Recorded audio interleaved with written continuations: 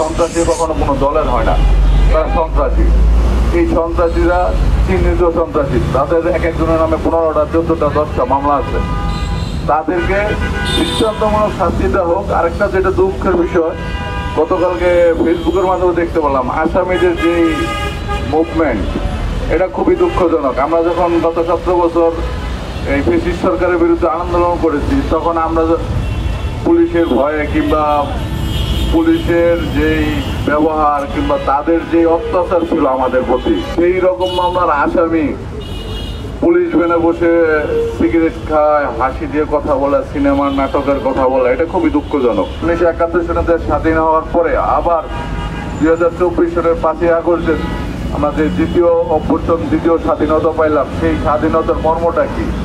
যদি আমাদের সাংবাদিক ভাইরা স্বাধীনভাবে না লিখতে পারে, তাহলে আমাদের স্বাধীনতার মর্মই নেই। সেই হিসেবে বলবো, এই সরকার, ইন্টারিম গভর্নমেন্ট, তাদের কঠোর হস্তে এই হত্যাকারী সন্ত্রাসী এবং এই সন্ত্রাসীরা কারা, আমার জানার মধ্যে আমাদের প্রশাসনের সবার নলেজ আছে। আন্দোলন সংগ্রাম করে ফ্যাসিস্ট সরকারের বিদায় করছি আমরা শান্তিতে ঘুমানোর জন্য বাসায়। আইন প্রয়োগকারী সংস্থা এবং যারা এই ওকালতনামা উকিল যাদেরকে আমরা বলি, যারা বসুন্ধরা টিস্যু অসত্যতার বিরুদ্ধে এক বিন্দুও ছাড় নয়।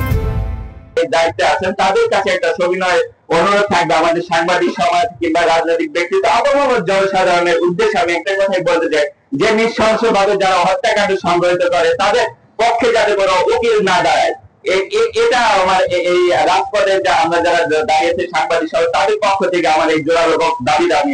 এক বছরে রাষ্ট্র আমাদেরকে, রাষ্ট্রের জনগণকে শাস্তি দিতে পারেনি। মাঠে সেনাবাহিনী রয়েছে, আমরা ইতিপূর্বে সেনাবাহিনী দেখেছি। সেই 111 সেনাবাহিনীর ভয়ে রাষ্ট্রের সন্ত্রাসী কার্যক্রম কর্মরত থাকার দূরের কথা, সাধারণ মানুষ পর্যন্ত ভয়ে তটস্থ থাকতো। আজকেও সেনাবাহিনী রাস্তায় রয়েছে, কিন্তু কেন এত খুন? 3 মাসে গাজীপুরে 36 খুন। আজকে দেশ রূপান্তরের প্রতিবেদন।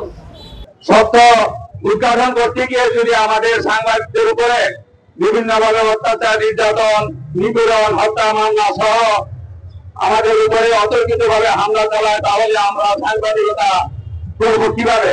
আমরা বিশ্বাস করি এই পুলিশকে যারা হত্যা করেছে তাদের বিচারের আওতায় এনে তাদের দৃষ্টান্তমূলক শাস্তি দাবি করছি।